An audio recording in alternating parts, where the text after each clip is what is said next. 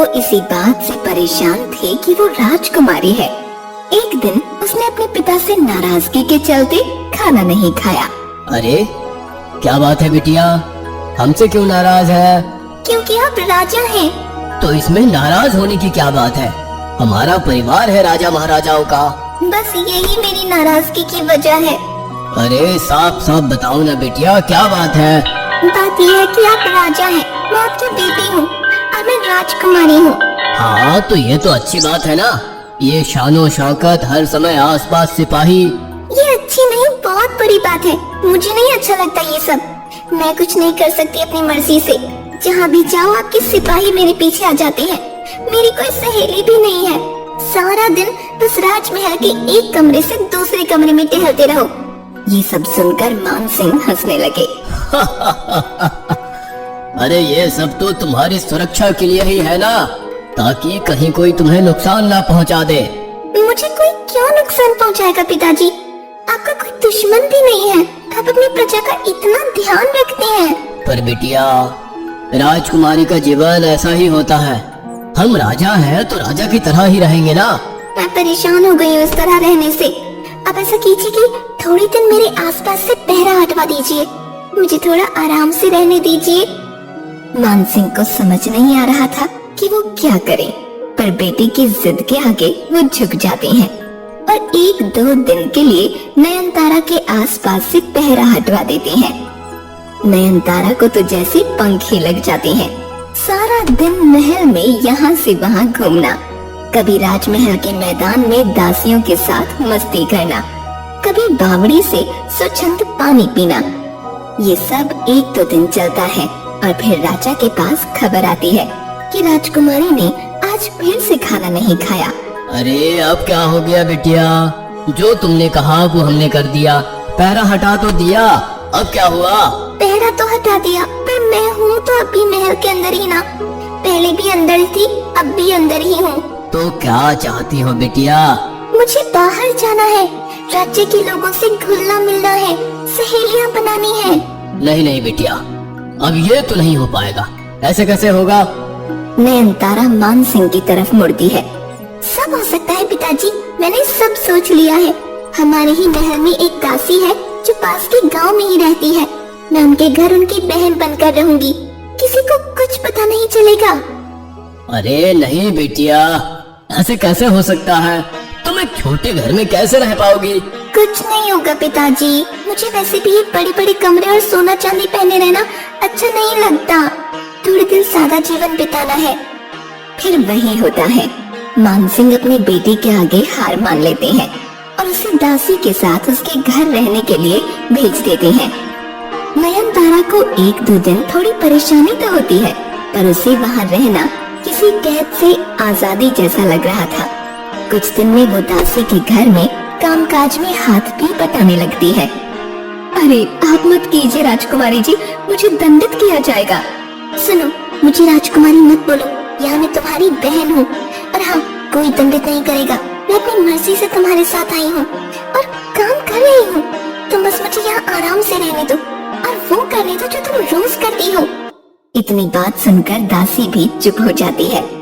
अब रोज सुबह नयनतारा एक आम लड़की बनकर पानी भरने जाती है, सब्जी लेने जाती है और झाड़ू भी लगाती है। एक बार जब वो पानी भर रही थी तो उसने देखा उसके पिताजी ने सिपाही के हाथ कुछ मोहरें भेजी हैं, पर उसने सिपाही को वापस भेज दिया। उसने न सिर्फ लेने से इनकार कर दिया, बल्कि सिपाही को वापस आने के लिए भी मना कर दिया। महाराज, वो एकदम साधारण लड़की की तरह जीवन जी रही हैं और मोहरे लेने से भी मना कर दिया, पर वो खुश बहुत दिख रही थी। खुश थी? बस फिर ठीक है। एक बार की बात है, जब नयनतारा कुएं से पानी भर रही होती है, तब उसके हाथ से रस्सी छूटने लगती है। तभी वहाँ एक नौजवान आता है और उसकी रस्सी पकड़ लेता है। नयनतारा उसको धन्यवाद देकर चली जाती है, पर वो लड़का अग्रसेन उसके रूप रंग पर फिदा हो जाता है। अब वो उसका हर समय इंतजार करने लगता है, पर नयनतारा कभी ध्यान ही नहीं देती। काफी दिन हो जाते हैं, तो एक बार नयनतारा अपने पिताजी से मिलने का मन बनाकर उनसे मिलने चली जाती है। अरे बिटिया, कैसी हो तुम? हम सिपाही भेजकर छुप छुप कर तुम्हारी खबर तो लेते रहते हैं, पर तुम अब खुद बताओ, तुम कैसी हो? मैं बहुत खुश हूँ पिताजी, और आज तक किसी को कोई शक भी नहीं हुआ। वापस कब आओगी बिटिया? तुम्हारी शादी भी तो करवानी है। पिताजी मैं शादी उससे करूंगी जो मुझे पसंद करेगा, ना कि आपके धन दौलत को। ठीक है, मैं कोई जबरदस्ती नहीं करूँगा, जैसा तुम्हें ठीक लगे वैसे ही सही।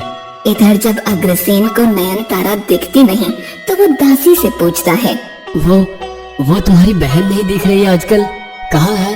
क्यों, क्या काम है? नहीं कुछ नहीं, बस ऐसे ही। सुंदर काफी है वो।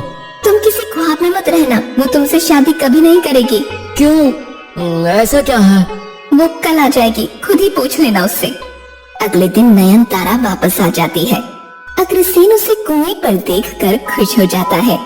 उससे रहा नहीं जाता कि दासी ऐसा क्यों बोल रही थी। वो उससे थोड़ी बात करता है। आप दिखी नहीं 2 दिनों से? कुछ काम से बाहर गई थी।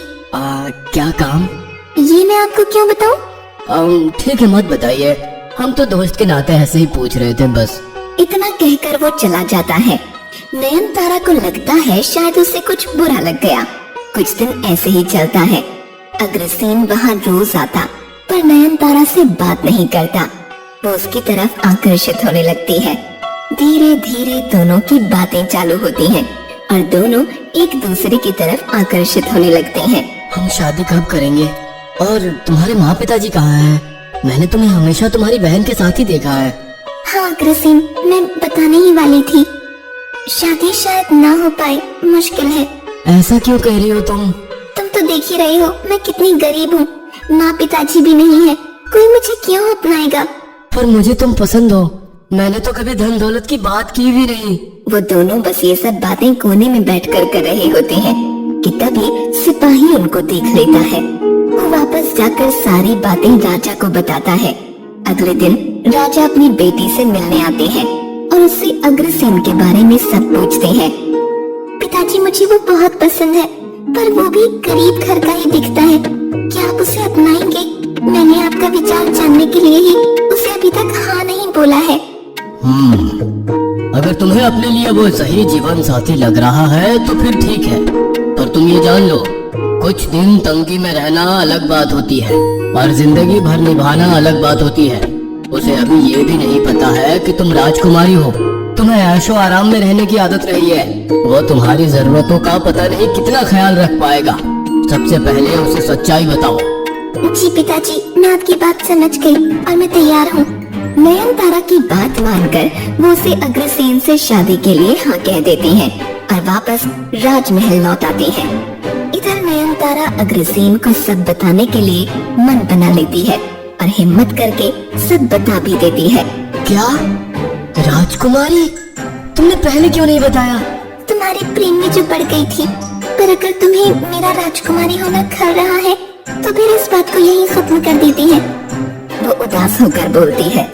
नहीं, ठीक है, पर मैं ये चाहूंगा कि ये बात हमारी बड़ों के बीच में हो एक बार। मैं भी अपने माँ पिताजी को लेकर तुम्हारे महल आता हूँ। बस ये बात करके नयनतारा वापस राजमहल लौट जाती है और अग्रसेन अपने घर बात करता है। एक अच्छा सा दिन देखकर अग्रसेन नयनतारा को बोल देता है कि वो और उसके माँ पिताजी आज उसका हाथ मांगने आने वाले हैं। उनके स्वागत की सब तैयारियां हो जाती हैं। कुछ ही देर में एक सजीला सा राजकुमार बैंड बाजे के साथ उसके द्वार पर आता है। उसके पीछे पीछे हाथी घोड़ों की सेना होती है और राजा रानी भी। किसी को कुछ समझ नहीं आता। फिर नयनतारा ध्यान से देखती है तो उसके होश उड़ जाते हैं। वो अग्रसेन ही होता है। अग्रसेन, तुम ऐसे? अग्रसेन नहीं, राजकुमार अग्रसेन राणा सिंह। क्या? जैसे तुम सच्चे प्यार की तलाश में साधारण जीवन व्यतीत कर रही थी, मैं भी अपने महल से दूर रहकर वही कर रहा था। जब मैंने अपने माँ पिताजी को तुम्हारे बारे में बताया तो उन्होंने अपने सैनिक भेजकर सब पता करवा लिया। वो दोनों बात कर ही रहे होते हैं और तब देखते हैं कि उन दोनों के पिताजी भी मित्र ही हैं। बस फिर सबका भव्य स्वागत होता है और शुरू होती है शादी की तैयारी।